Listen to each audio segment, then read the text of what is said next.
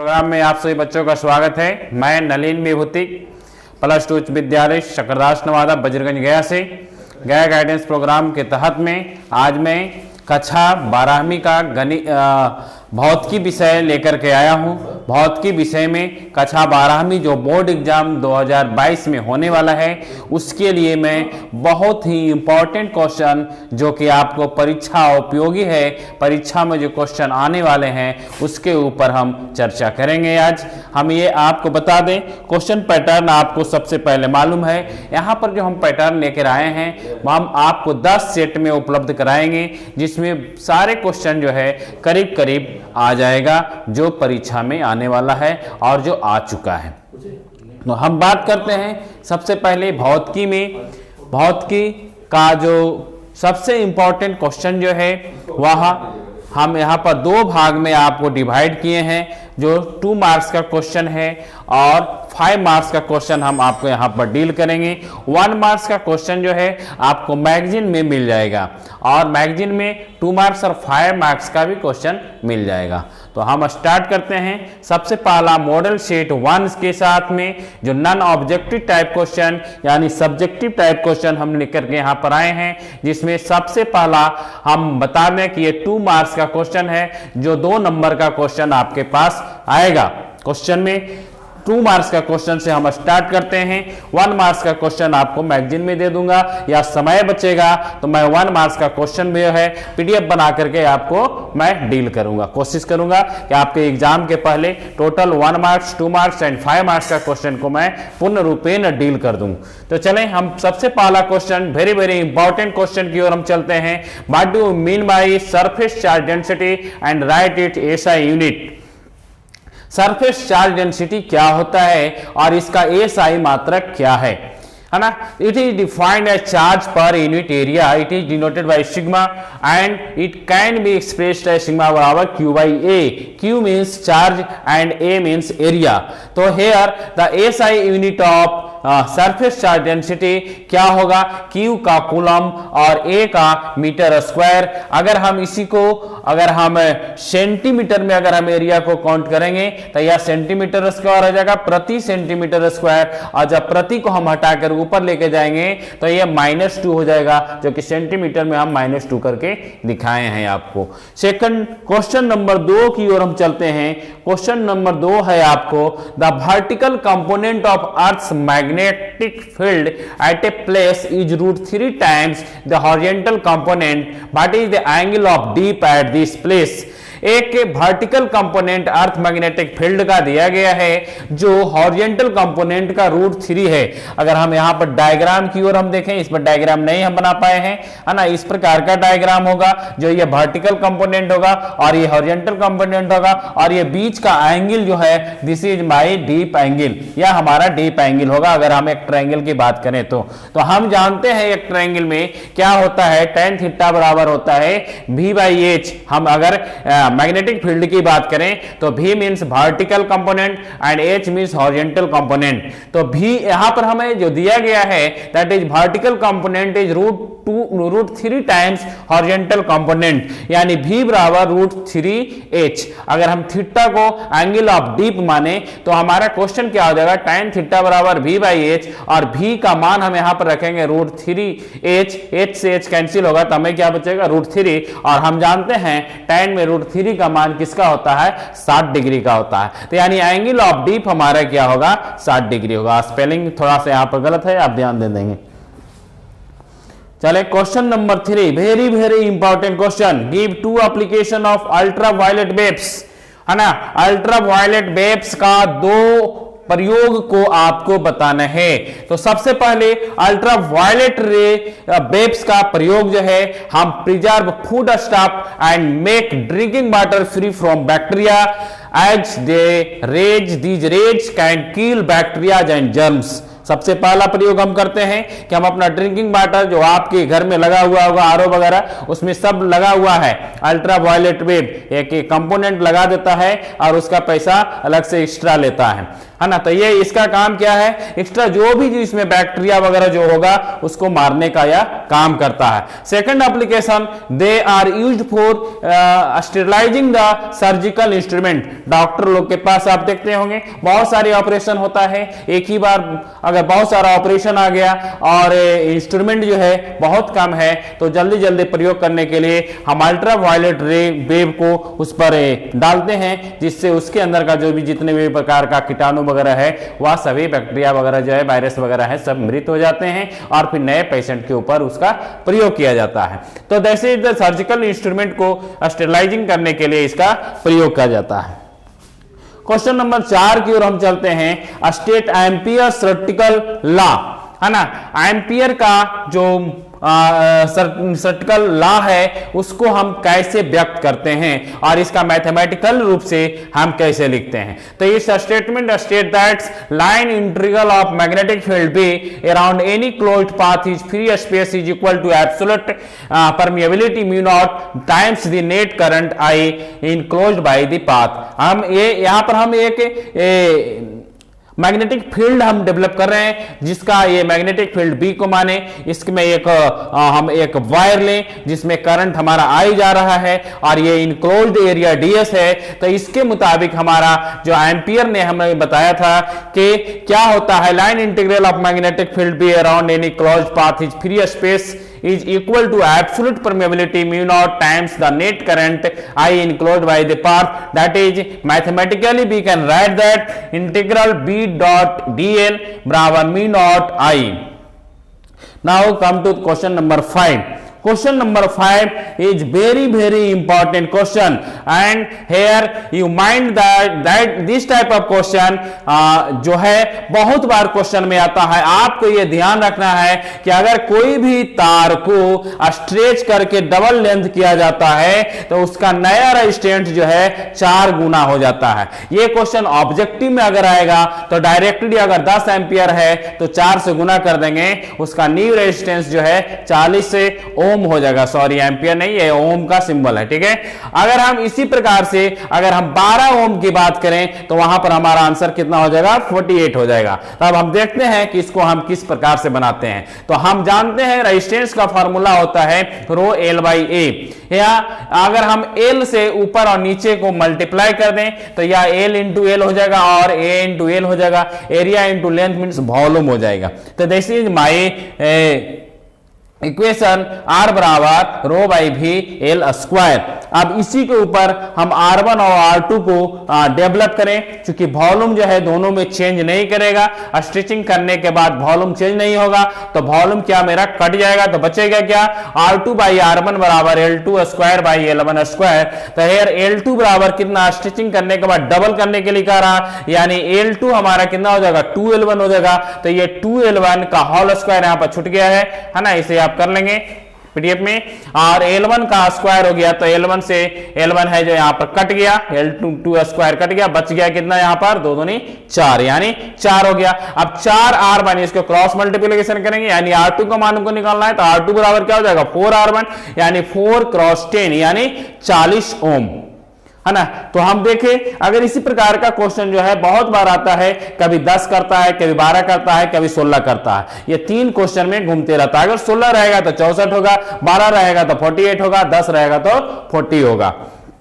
चले question number 6, very important question, state Brewster law, है ना। ये ब्रूस्टर लॉ क्वेश्चन जो है बहुत बार हमारा बोर्ड एग्जामिनेशन में आ चुका है ना। इसको हम एक्सप्रेस मैथमेटिकली किस प्रकार से करते हैं, ये क्वेश्चन के ऊपर भी हम ध्यान देते हैं। Brewster law it states that the refractive index of the refractive medium is numerically equal to the tangent of the angle of incident for which reflected ray is polarized। Polarisation के case में हम इसको पढ़ते हैं कि polarisation में जो भी मैथमेटिकल रूप में हम अगर हम देखें तो रिफ्रैक्टिव मीडियम में जो भी उसका रिफ्रैक्टिव इंडेक्स है वह tan का एंगल ऑफ इंसिडेंट का टेंजेंट होता है। तो अगर हम एन मान लें उसको, रिफ्रैक्टिव मीडियम को, या ईटा इसको हम मान सकते हैं, तो बराबर tan I into B. B here B for Brewster, है ना, ब्रूस्टर के ने इसको खोज किया था, इसलिए उनके मान सम्मान के लिए इस एंगल को हम ब्रूस्टर एंगल बोलते हैं। ब्रूस्टर एंगल से भी क्वेश्चन आता है, ब्रूस्टर नाम, व्हाट इज ब्रूस्टर एंगल, तो हम इसी को हम लिख देंगे इन्वर्स करके, ठीक है। चलें क्वेश्चन नंबर 7 की ओर हम चलते हैं।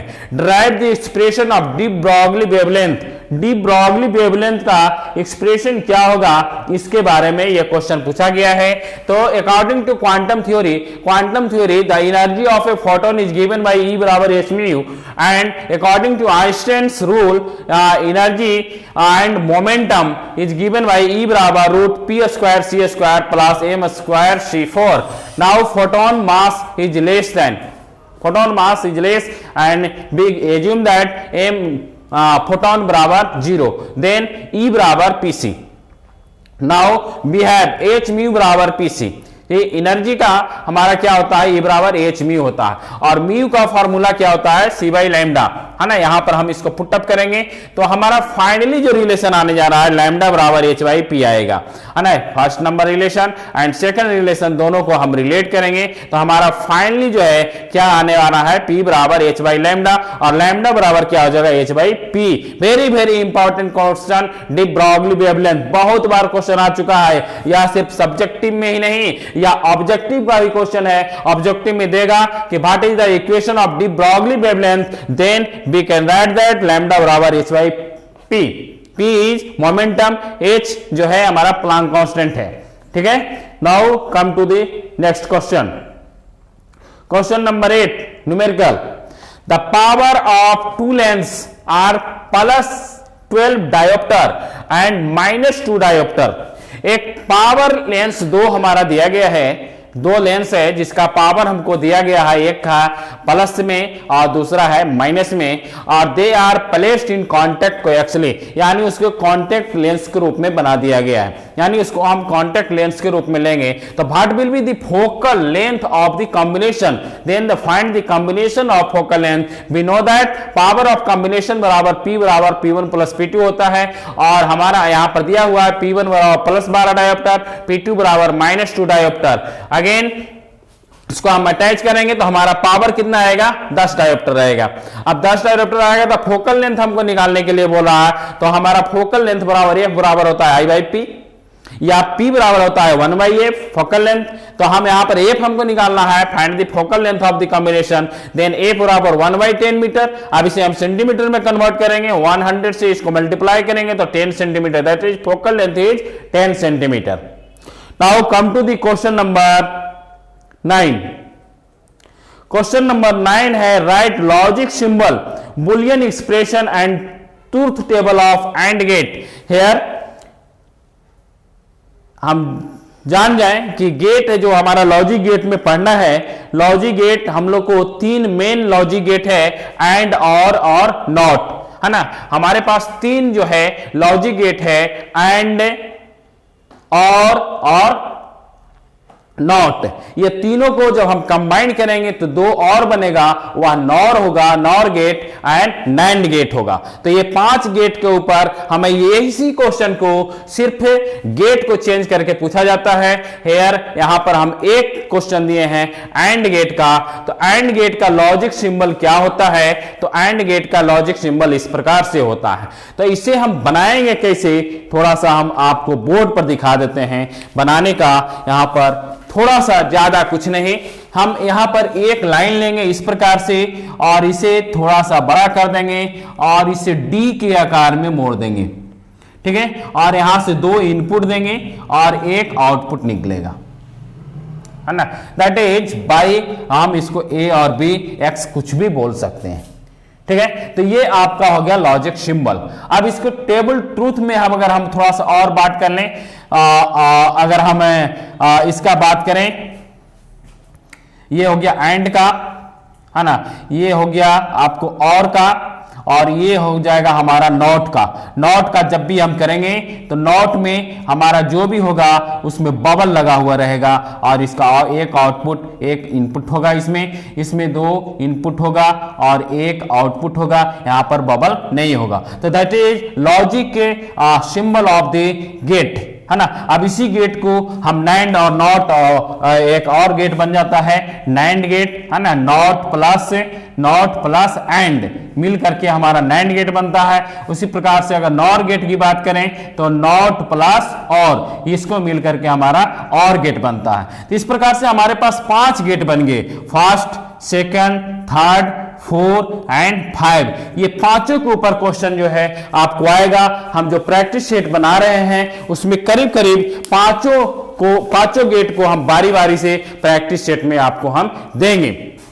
तो चले हम बात करते हैं इसमें एंड गेट के बारे में। तो एंड गेट का इनपुट जो है क्या होता है, ये ए डॉट बी बराबर बाई होता है ना। इसका बुलियन एक्सप्रेशन क्या होता है, ए डॉट बी बराबर बाई होता है। कंप्यूटर में 2 ही इनपुट होता है ना। अगर हम बाइनरी इक्वेशन की बात करें, बाइनरी नंबर की बात करें तो कंप्यूटर हमारा 2 ही लैंग्वेज आता है, वह 0 और 1। यानी 0 मतलब no match and 1 means matching pass कर गया। पासवर्ड में आप देखते होंगे कि आप जब भी पासवर्ड रॉन्ग डालते हैं तो वह नॉट में जाता है। बहुत सारे गेट उसमें लगा हुआ रहता है जो उसको सीधे काट देता है कि आप रॉन्ग डायरेक्शन में जा रहे हैं। तो हम यहां पर ए डॉट बी में अगर हम ले रहे हैं 0 और 0 को मल्टीप्लाई करेंगे तो 0 आएगा, 0 और 1 को मल्टीप्लाई करेंगे तो 0 आएगा, 1 और 0 को मल्टीप्लाई करेंगे तो 0 आएगा और 1 इनपुट देंगे तो हमारा 1 आएगा, है ना। That is my truth table of the AND gate. इसी प्रकार से अगर हम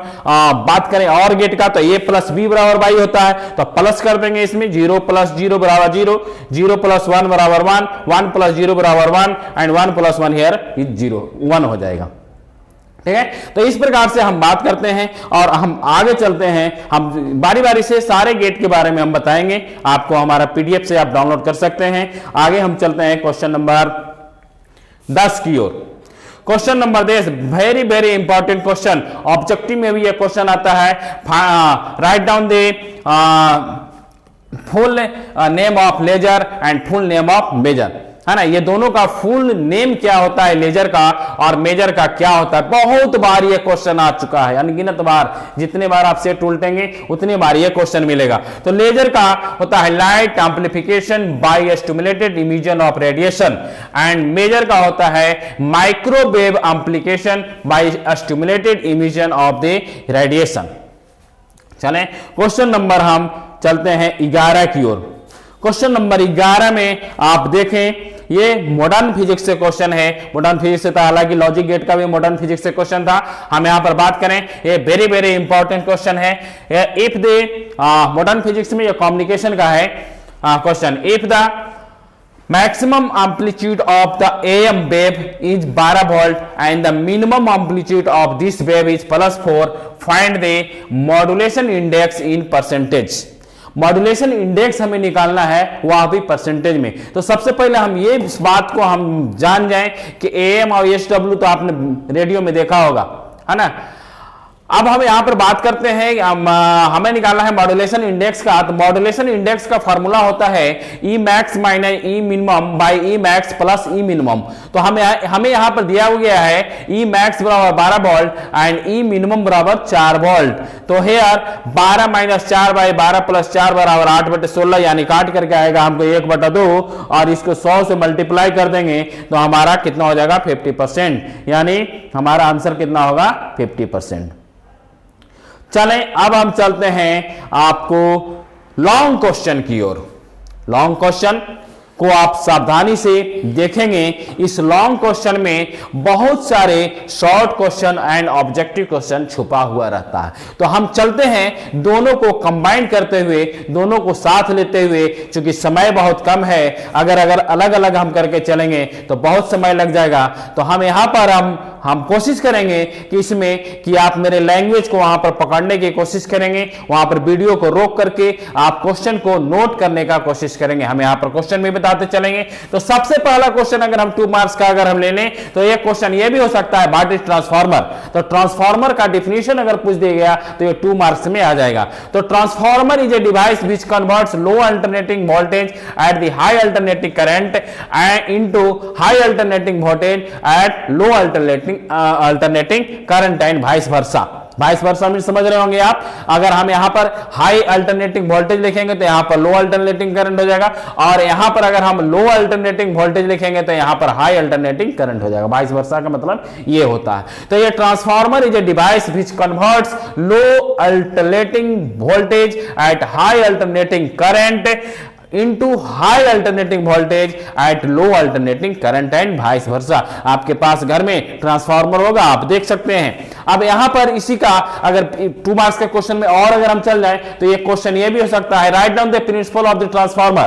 तो ट्रांसफार्मर का प्रिंसिपल क्या होता है, it works on the principle of mutual induction. ये क्वेश्चन अनेक बार आ चुका है आपको ऑब्जेक्टिव क्वेश्चन में कि ट्रांसफार्मर का प्रिंसिपल क्या है, म्यूचुअल इंडक्शन है या सेल्फ इंडक्शन है। आपको यह क्वेश्चन बहुत बार आएगा, तो आप इसे म्यूचुअल इंडक्शन मानेंगे, जिसको हिंदी में अन्योन प्रेरण बोला जाता है। It states that if magnetic changes in primary coil, then EMF is induced in the secondary coil and vice versa। यहां पर पुनः आप देख लें कि ये हमारा ट्रांसफार्मर का प्रिंसिपल किस पर काम करेगा। It states that if magnetic changes in primary coil, then EMF is induced in the secondary coil and vice versa। अगर यहां पर हम फिगर में देख लें, आपको डायग्राम बनाने के लिए भी इसमें क्वेश्चन में दिया गया है कि आप ट्रांसफार्मर का एक डायग्राम बनाएं। तो ट्रांसफार्मर का ये कोर लैमिनेटेड जो हमारा ये बॉडी है, इस बॉडी को ऊपर में इधर क्वाइल को एक लपेटा गया है और दूसरा इधर क्वाइल को लपेटा गया है। तो हम इसे भी प्राइमरी मान सकते हैं, इसे भी प्राइमरी मान सकते हैं, इसे भी सेकेंडरी मान सकते हैं, इसे भी सेकेंडरी मान सकते हैं। तो आपके पास जो स्टेबलाइजर होगा उसमें एक ऊपर और नीचे 2 प्रकार का बटन होता है। तो हम जैसे ही इनपुट हमारा प्राइमरी में जाएगा और जैसे ही इनपुट मेरा सेकेंडरी में जाएगा, सेकेंडरी हमारा प्राइमरी हो जाएगा, यानी इनपुट जिसमें जाएगा वह मेरा प्राइमरी होगा। तो हेयर ये कंस्ट्रक्शन है, तो ये प्राइमरी क्वाइल है और ये सेकेंडरी क्वाइल है और ये बीच में लैमिनेटेड कोर है। चलें वर्किंग के ऊपर हम चलते हैं, इसका ट्रांसफार्मर का working. In a transformer 2 types of coil, primary and secondary coil. Primary coil is attach with the input whereas secondary coil is connected to the output. अभी हमने बताया था जिसमें हम इनपुट को अटैच करेंगे वह मेरा प्राइमरी हो जाएगा और जो लोड में जाएगा वह हमारा आउटपुट हो जाएगा, यानी सेकेंडरी क्वाइल होगा। थ्रू इंडक्शन अल्टरनेटिंग वोल्टेज में बी इंक्रीज और decrease, it works on the coupling method theory. यह कपलिंग मेथड थ्योरी के आधार पर यह काम करता है। यह इंडक्शन इन अल्टरनेटिंग वोल्टेज को इंक्रीज करना और डिक्रीज करना। वोल्टेज जैसे ही कम होता है हम खुट्टी ऊपर की ओर करते हैं, ज्यादा हो जाता है खुट्टी नीचे की ओर करते हैं। ये ऑल है जो है इसी पर काम करता है। तो according to Faraday law, Faraday law जो है ये d∅dt बराबर होता है -E। फ्लक्स का directly proportional to the coil होता है। Flux changes in the coil is directly proportional to the number of turns in the coil. तो हमारा ∅ सेकेंडरी के लिए अगर हम लेंगे तो number of secondary coil, and primary के लिए लेंगे तो नंबर ऑफ प्राइमरी क्वाइल। अब ये दोनों को डिवाइड कर दें, हम ये दोनों को डिवाइड कर दें तो ∅s/∅p बराबर क्या हमारा आ जाएगा, ns/np होगा। अब ऊपर जो हमारा क्वेश्चन आया था d∅dt -E, इसका हम यूटिलाइजेशन हम आगे करने जा रहे हैं। तो इसको हम क्रॉस मल्टीप्लीकेशन करें तो सेकेंडरी का फ्लक्स हमारा कितना आ जाएगा, ns/np इंटू ∅p। अब इसी में हम इसको डिफरेंशिएट कर दें, है ना, differentiating with respect to t अगर हम करें इसे तो हमारा क्या हो जाएगा, d∅s/dt बराबर ns/np इंटू d∅p/dt। अब यूजिंग द इक्वेशन नंबर 1, जो हमारा इक्वेशन नंबर 1 था हम आपको दिखा दें। हमारा इक्वेशन नंबर 1 क्या है, d∅dt बराबर -E है। तो इसको हम इसमें यूटिलाइज करेंगे तो हमारा क्या आएगा, ES बराबर हो जाएगा ns/np इंटू EP, है ना, EP। प्राइमरी के लिए हम यहां पर देंगे तो ये EP हो जाएगा, सेकेंडरी के लिए देंगे तो हमारा ES हो जाएगा। तो यानी हमारा क्या आ गया, ES बराबर आ गया ns/np into EP। Equation is called the working theory of the transformer. Up to here only, है ना। ये जो है NS/NP को हम ट्रांसफॉर्मेशन रेशियो बोलते हैं। NS/NP हमारा क्या होता है, ट्रांसफॉर्मेशन रेशियो होता है। तो क्वेश्चन ऑब्जेक्टिव यहां पर हो सकता है, what is the transformation ratio in the transformer. तो हमारा क्या होगा, NS/NP, यानी number of secondary coil by number of primary coil. Now it is represented by K, इसे K से भी हम डिनोट करते हैं, और K बराबर NS/NP हो गया। अब यहां पर दो चीज आता है कि आपने अभी हम खुट्टी की बात किए थे, एक अप करते हैं और एक डाउन करते हैं तो हमारा वोल्टेज बढ़ता है और घटता है। तो अभी हम बात करते हैं ये K के ऊपर, जो NS/NP था, हमारा नंबर ऑफ क्वाइल हमने बताया था आपको जिसमें इनपुट और आउटपुट होगा। तो जैसे ही हमारा K जो है ग्रेटर देन 1 होगा, देन ट्रांसफार्मर या स्टेप अप ट्रांसफार्मर होगा, और जैसे ही K का मान लेस देन 1 होगा, that transformer is a step down transformer होगा। तो यह भी यहां पर एक ऑब्जेक्टिव क्वेश्चन हो गया, when K is less than 1 and K is greater than 1, then a step up transformer and a step down transformer. तो यह भी हमारा आपका एक ऑब्जेक्टिव क्वेश्चन हो गया। नाउ टाइप्स ऑफ ट्रांसफार्मर की बात करें तो अगर हमारा क्वेश्चन आ जाता है Bhati types of transformer, 2 marks का क्वेश्चन हो सकता है, और 2 मार्क्स के क्वेश्चन में यह भी हो सकता है define step up transformer and define step down transformer. तो हम यहां पर बात करते हैं स्टेप अप ट्रांसफार्मर का। A transformer is said to be a step up if low alternating voltage at high alternating current is converted into high alternating voltage at low alternating current. यानी NS जो है greater होना चाहिए NP का, then हमारा यह step up transformer होगा, और NP जो है NS से जब बड़ा होगा तब यह स्टेप डाउन ट्रांसफार्मर होगा। तो स्टेप डाउन ट्रांसफार्मर क्या होगा, transformer is said to be a step down transformer if it converts high alternating voltage at low alternating current into low alternating voltage at high alternating current. दोनों में बहुत ही minor जो है आपको लेकर के चलना है। आपके लिए हमें क्या करना होगा, लो अल्टरनेटिंग वोल्टेज से स्टार्ट करेंगे, और स्टेप डाउन के लिए हम क्या करेंगे, हाई अल्टरनेटिंग वोल्टेज से स्टार्ट करेंगे, और इसका वाइस वर्सा लिख करके हम चलेंगे।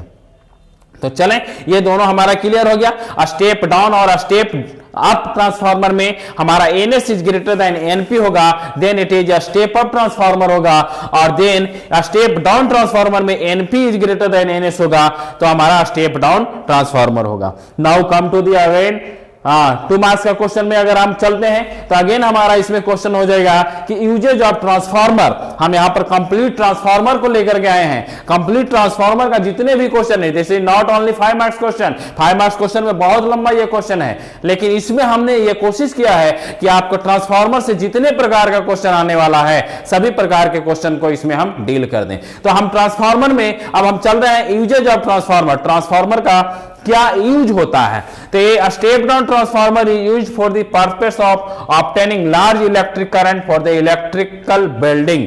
इलेक्ट्रिकल बिल्डिंग में स्टेप डाउन ट्रांसफार्मर का प्रयोग करते हैं। Now step down transformer used in the induction furnace for melting the metal. A step up transformer is used for the production of X-ray, and transformer are used in voltage regulator and stabilizer. A small transformer are used in radio sets, televisions, telephones and loudspeakers. तो ये जो है हमारा usage of transformer था। अब हम बात करते हैं different types of loss in transformer. इसमें जितने प्रकार का लॉस हम बताने जा रहे हैं सब यह अपने आप में एक क्वेश्चन है जो कि आपको 2 मार्क्स के क्वेश्चन में आ सकता है। Different types of losses in the transformer की बात करें तो यहां पर हमें जो पहला हम लॉस बता रहे हैं वह फ्लक्स लॉस है। The linkage of primary to secondary coil is neither ideal nor perfect. हमारा जो प्राइमरी क्वाइल से सेकेंडरी क्वाइल में जो फ्लक्स का इंड्यूस होता है वह आइडियल नहीं हो सकता है। कहीं ना कहीं वह फ्लक्स का जो है कुछ ना कुछ हानि हो जाता है हमें। Hence, whole of the magnetic flux produced in the primary coil never gets linked up with the secondary coil. जितना हमारा मैग्नेटिक फ्लक्स जो है प्राइमरी क्वाइल में उत्पन्न हुआ उतना हमारा सेकेंडरी क्वाइल में इंड्यूस नहीं हो पाता है। That is loss of flux. तो ये हमारा लॉस क्या हो गया, फ्लक्स लॉस हो गया। Hence some of the energy is lost in the form of flux known as flux loss. अब ये कुछ एनर्जी जो है फ्लक्स को हानि में यानी प्राइमरी से सेकेंडरी कॉइल में जंप करने में लॉस हो जाता है, इसको हम बोलते हैं फ्लक्स लॉस। चले सेकंड जो है हमारा मेटल के ऊपर डिपेंड करता है कि वह हमारा मेटल किस चीज का बना हुआ है, that is called copper loss due to resistance of the winding in the primary and secondary coil. Secondary coil और प्राइमरी कॉइल हमारा किस एलिमेंट्स का बना हुआ है, उसको कॉपर लॉस हम बोलते हैं। चूंकि it opposes the current to pass through it when current passes through the coil heat is produce. जैसे ही हम उसमें करंट को हम इंड्यूस करते हैं तो हमारा H बराबर I स्क्वायर RT फार्मूला, उसमें हीट रूल लग जाता है। यानी हम जैसे ही करंट देंगे तो हमारा प्राइमरी एंड सेकेंडरी कॉइल जो है हीट होता है, और हीट होने के कारण हमारा उसमें जो रेजिस्टेंस जो है ज्यादा बढ़ जाता है। रेजिस्टेंस बढ़ने के कारण हमारा वहां पर copper loss due to heat energy is lost which is called the copper loss. इसे हम हीट लॉस भी कहते हैं।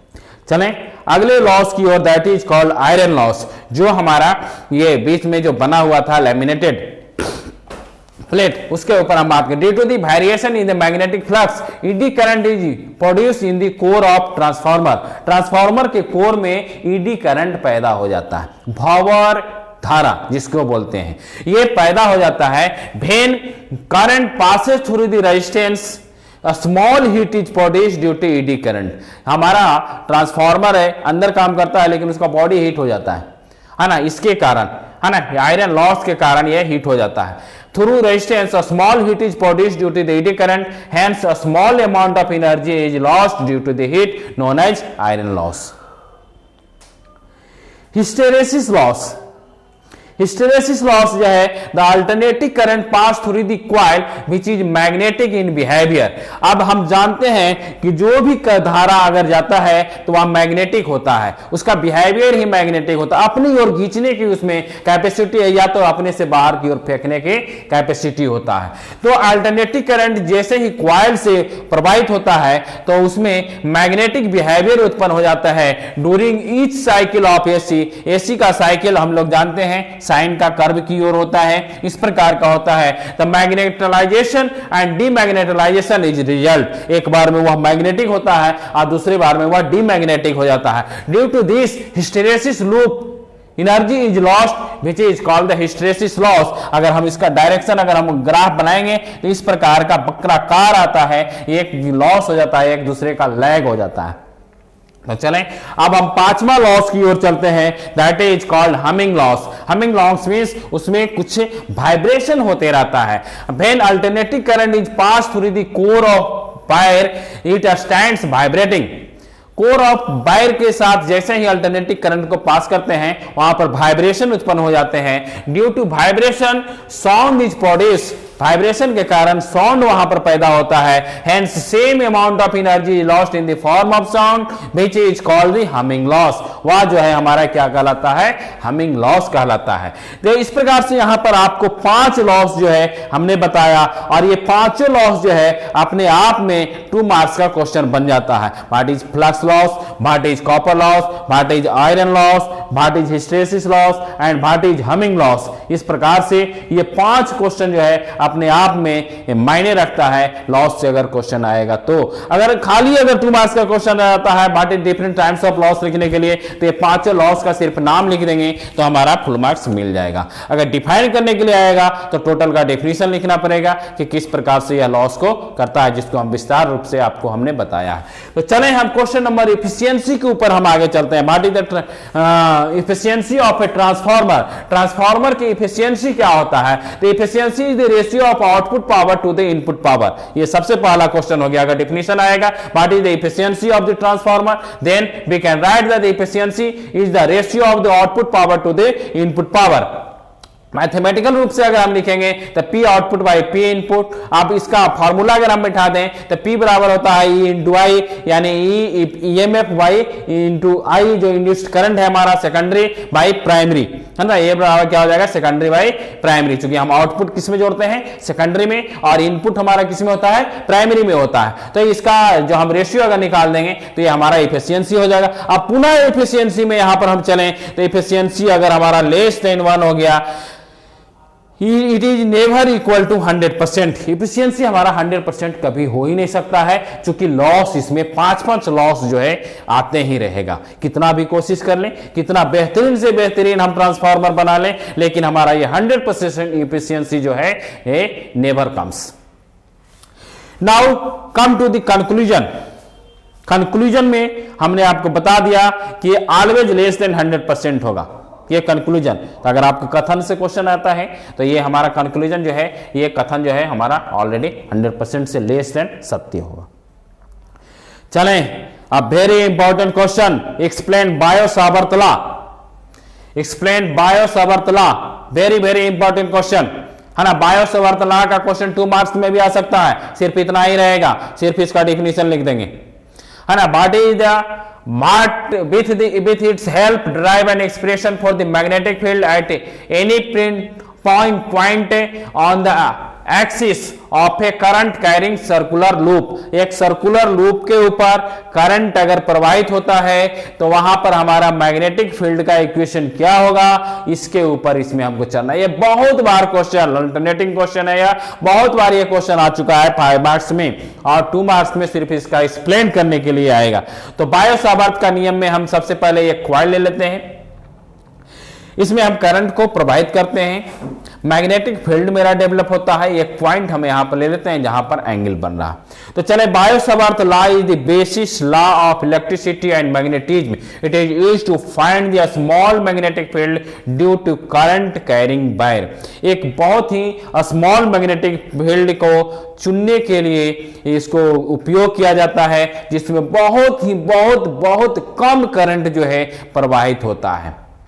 It states that a small magnetic field dB due to the current carrying element is directly proportional to electric current passed through the wire, directly proportional to the small length, and directly proportional to the sine of angle between the current carrying wire and given point, and inversely proportional to the square of distance between current carrying wire and given point। यहां पर 4 point आगे ये हमारा magnetic field जो है directly proportional to current, directly proportional to the length, and directly proportional to the angle of sine, and the inversely proportional to distance between the current carrying wire and given point. अगर ये चारों को अगर हम मिला दें तो हमें एक फाइनल जो है हमारा समीकरण मिलेगा, dB directly proportional to IB sine theta by R square. अब हम इसे प्रोपोर्शनल कांस्टेंट को अगर हटाते हैं तो यहां पर एक प्रोपोर्शनल कांस्टेंट आता है जिसको म्यू नॉट बाई 4 पाई से डिनोट करते हैं, और इसका मान होता है 10 के पावर -7 टेस्ला मीटर पर एम्पियर। ये वेरी वेरी इंपॉर्टेंट है ऑब्जेक्टिव में कि ये इसका मान कितना होता है। सिर्फ म्यू नॉट का अगर क्वेश्चन पूछेगा तो म्यू नॉट बराबर 4 पाई गुने 10 के पावर -7 TMA-1 होगा। बहुत इंपॉर्टेंट क्वेश्चन है ऑब्जेक्टिव के लिए, बहुत बार यह पूछा जा चुका है। तो हमारा यह फाइनल dB बराबर क्या आ गया, mu naught by 4 pi IDL sine theta by R square. अब इसमें मान को पुटअप कर लेंगे, या फिर अब इसे हम वेक्टर फॉर्म में लेकर के आएंगे तो हमारा इस प्रकार सा फॉर्मेट आएगा, है ना। I by R square dB cross R unit vector में हम इसको लेकर के आएंगे। Direction of dB is perpendicular to the plane of DL and R। Then the total magnetic field due to the current carrying wire B को हम integrate कर देंगे, इंटीग्रेशन चढ़ा देंगे तो हमारा टोटल मैग्नेटिक फील्ड आएगा। टोटल मैग्नेटिक फील्ड में हमारा जो कांस्टेंट होगा उसको हम बाहर कर दिए, जो हमारा वेरिएबल है उसके साथ हम इंटीग्रेशन लगाएंगे तो इंटीग्रेशन DL गुने R। This is my final समीकरण बायो-सावर्त नियम का। अब हम एप्लीकेशन ऑफ बायो सावर्त नियम जो हमारा ये क्वेश्चन में दिया गया है कि एक सर्कुलर लूप से आप मैग्नेटिक फील्ड का निर्धारण करें। तो this is my circular loop है। यहाँ पर एक हम वायर लिए हैं जिसमें ये पॉइंट पी है, यहाँ पर छुटा गया है ना। यहाँ से हम इस पे ये दोनों को हम एक मिलाते हैं, इसको यहाँ से लेकर के यहाँ तक का इसका रेडियस एक्स दूरी मान लेते हैं। आगे हम देखते हैं यहाँ पर रिजोल्यूशन ऑफ एंगल हमने किया है डीबी के साथ में, है ना। तो जिस एंगल से वह टूटता है वह कॉस में टूटता है, उसका अपोजिट साइन होता है। इसका एंगल तोड़ने के लिए डीबी कॉस थीटा हो गया, डी कॉस थीटा से कॉस थीटा ये कैंसिल हो गया, साइन थीटा का हम यहां पर काम करेंगे। तो चलें आगे चलते हैं। Let us consider a circular current carrying vertical circle as shown in the figure. The radius of the circular current carrying loop is we want to calculate total magnetic field at the point P which is x distance from the center. Centre से कितने दूरी पर है? x distance पर है। तो इसे बनाने से पहले आप जो भी फिगर हमने बनाया है उसे आप अलग कॉपी में नोट कर लेंगे, क्योंकि इसमें बहुत सारे आपका समीकरण आने वाला है और सभी समीकरण का अलग अलग महत्व है। तो सबसे पहला समीकरण मेरा क्या होगा? b बराबर db sin थीटा, है ना, due to its counterpart there are two components of the magnetic field db, each and every db cos theta component cancel by each other. अभी हमने बताया था कि db cos थीटा ऊपर भी है और नीचे भी वर्टिकल में भी है, ऊपर अप वर्टिकल और लोअर वर्टिकल में, तो वो कैंसिल हो गया। तो हमारा बचा क्या? sin थीटा बचा, यानी b बराबर db sin थीटा। अब यहाँ पर थीटा का मान अगर हम 90 डिग्री ले लें तो हम फार्मूला निकाले थे बायो सावर्त का, तो mu naught by 4 pi I D L sine theta by R square था। थीटा का मान हम 90 डिग्री रखेंगे, साइन 90 बराबर 1 होता है, यानी ये मान हमारा डीबी का कितना हो जाएगा? म्यू नॉट बाई 4 पाई गुने I D L by R square. यहाँ पर साइन 9 गलत से लिखा गया है, ठीक है। अब इसका इक्वेशन हम इसमें रख दें तो डीबी का मान हमारा क्या हो जाएगा? Mu naught by 4 pi I D L by R square sine theta.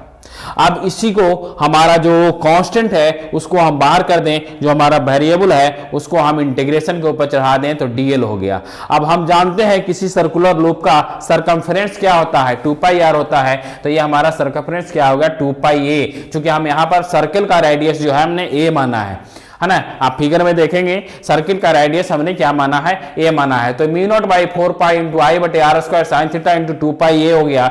अब यहाँ पर हम रिजोल्यूशन में देखेंगे तो आर का मान हमारा रूट ओवर ए स्क्वायर प्लस एक्स स्क्वायर होगा। आप फिगर में उसको देख लेंगे अच्छी तरह से, है ना। और हम फिगर में निकाल करके भी बताए हैं आपको कि ये जो है कितना होगा? आर का मान रूट ओवर ए स्क्वायर प्लस एक्स स्क्वायर होगा। यहाँ पर हमें त्रिकोणमिति का फॉर्मूला लगाएंगे, कर्ण स्क्वायर बराबर लंब स्क्वायर और आधार स्क्वायर के फॉर्मूला पर, ठीक है। तो हम आगे बढ़ते हैं इसको। तो साइन थीटा का मान हमारा क्या आ जाएगा? ए बटे A square plus X square one root over root को हम 1/2 भी लिखते हैं। अब इसका मान हम इसमें पुटअप कर देंगे, तो हमारा पुटअप करने के बाद हमारा वैल्यू कुछ इस प्रकार से आएगा, यानी बी बराबर mu naught by A square plus X square into A by A square plus X square 1/2। अब दोनों को जोड़ देंगे तो हमारा 3/2 हो जाएगा, यानी बी बराबर mu naught by 4 pi 2 pi A I A square by A square plus X square 3/2। Equation number 10 is general equation of magnetic field on the axial line of the circular current carrying loop. This is my general equation. अब इस equation में अगर हम n को attach करें, यानी n is the turn in the coil, जो primary coil और सेकेंडरी कॉइल में हमारा टर्न होगा कॉइल का, उसको अगर हम अटैच करें तो that is my a square into n हो जाएगा 4 pi A square plus X square 3/2 mu naught by 4 pi into 2 pi I into A square N by A square plus X square 3/2। Checking of equation को अगर हम check करते हैं, अगर हम x बराबर 0 ले लें that is my distance is 0, distance को अगर हम 0 रखेंगे यानी b इज सेंटर के ऊपर होगा, तो हमारा मान कितना आने वाला है? x का मान 0 रखेंगे तो हमारा मान आने वाला है mu naught by 4 pi 2 pi I into A square into N by A Q. यहां पर कैंसिल हम कर सकते हैं, तो हमारा mu naught by 4 pi into 2 pi I N by A आएगा। That is my final correct answer when, जब हमारा डिस्टेंस जो है 0 होगा। Now come to the last question, what do you mean by photo electric question. Question के ऊपर आप ध्यान देंगे कि अब हम ये फोटो इलेक्ट्रिक से क्वेश्चन लेकर के आए हैं। आइंस्टीन का फोटो इलेक्ट्रिक क्वेश्चन इक्वेशन है क्या होता है, बहुत बार ये क्वेश्चन आ चुका है, अल्टरनेटिव क्वेश्चन रहा, अपने आप में यह बहुत भी आई क्वेश्चन है। तो आइंस्टीन का what do you mean by photo electric effect, ये 2 मार्क्स के क्वेश्चन में भी आ सकता है, दे देगा, सिर्फ स्टेटमेंट लिखिए आप।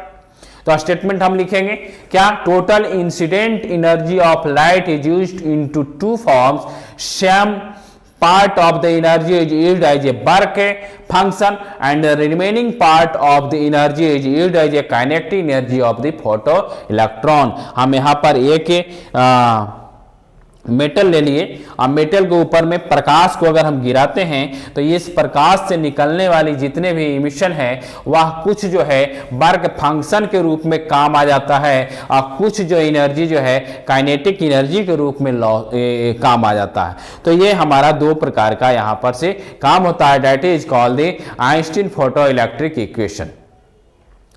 Now come to the mathematical रूप में अगर हम लिखेंगे तो इंसिडेंट एनर्जी बराबर क्या हो जाएगा, work function plus kinetic energy. Work function को यहां पर फाई से हम डिनोट करते हैं, यानी फाई और प्लस क्या हो जाएगा के, तो यानी के बराबर ई माइनस फाई। अब हम जानते हैं आइंस्टीन की थ्योरी से ई बराबर एच मी होता है और फाई जो वर्क फंक्शन होता है एच मी नॉट होता है ना। एच मी नॉट मीन्स यहां पर हम बात करेंगे थ्रेशोल्ड फ्रीक्वेंसी का, थ्रेशोल्ड फ्रीक्वेंसी का बात यहां पर आएगा, थ्रेशोल्ड वेवलेंथ की यहां पर आएगा, है ना। ये सारी वस्तुएं जो यहां पर वर्क फंक्शन के ऊपर जब हम चर्चा करेंगे तो हम इसमें सारी चीज को बताएंगे। तो 5 बराबर एच मी नॉट, अब इस पर हम इक्वेशन को रखेंगे तो के बराबर H into me minus me not आएगा, यानी के बराबर हाफ एम बी स्क्वायर होता है, हम जानते हैं। इसको हम बैठाते चले जाएं तो हमारा फाइनल जो आने वाला है वह बी बराबर सी बाई लैम्डा भी रख दें, बी नॉट बराबर सी बाई लैम्डा भी रख दें इसमें। तो के बराबर H C into 1 by lambda minus 1 by lambda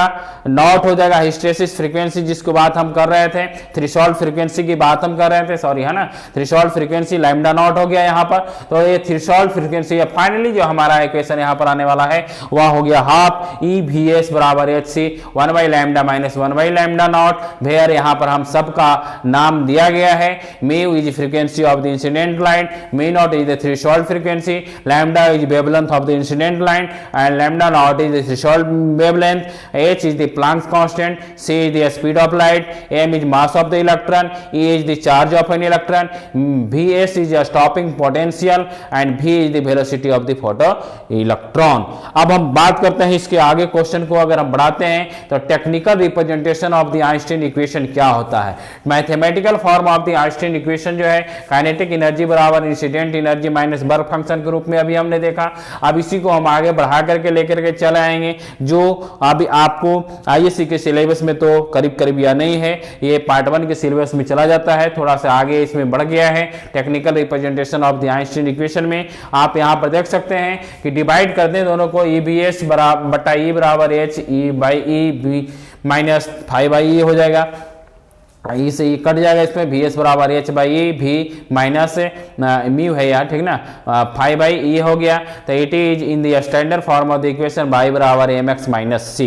M क्या है, एच बाई ई है, स्लोप एच बाई ई है ना, स्लोप हमारा tan थीटा हो गया। अब इसका मान रख दें तो एच बराबर ई इंटू tan थीटा आ गया, hence by the knowing the slope of the mu minus V S group the Planck constant can be calculated. The graph of the incident frequency and the stopping potential is the straight line whose intercept is negative। यहां पर आप graph हम आपको दिखा दें कि इस प्रकार का ग्राफ आएगा इसमें। चलें लास्ट क्वेश्चन की ओर चलते हैं जो आपका ऑप्टिक्स से क्वेश्चन है।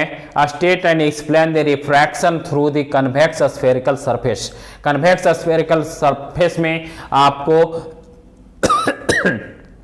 निकालना है रिफ्रैक्शन। तो हम यहां पर बना लें, कन्वेक्स स्फीयर है, यहाँ पर ये ऑब्जेक्ट है, यहाँ पर ऑब्जेक्ट से लाइट यहाँ पर इंसिडेंट होगा जिसके कारण जितना भी बनेगा ये बीटा हो गया, ये लैम्डा हो गया, ये आर हो गया और ये डिस्टेंस ऑफ द ऑब्जेक्ट हो गया, ये the distance of the image हो गया, रेडियस ऑफ कर्वेचर हो गया। इधर का जो है मीडियम हमारा एयर है और इधर का मीडियम हमारा ग्लास है ना। तो refraction through the spherical surface के रूप में हम कन्वेंशन के रूप में चलते हैं। The spherical surface must be very thin, बहुत बहुत पतला होना चाहिए, है ना। ये भी ये शर्त है, शर्त आता है, write down the convention of the refraction तो हम यहाँ पर 3 शर्त लिखेंगे। पहला, the spherical surface must be very thin, है ना, ये जो हमारा ऑब्जेक्टिव सब्जेक्टिव क्वेश्चन में आ जाएगा।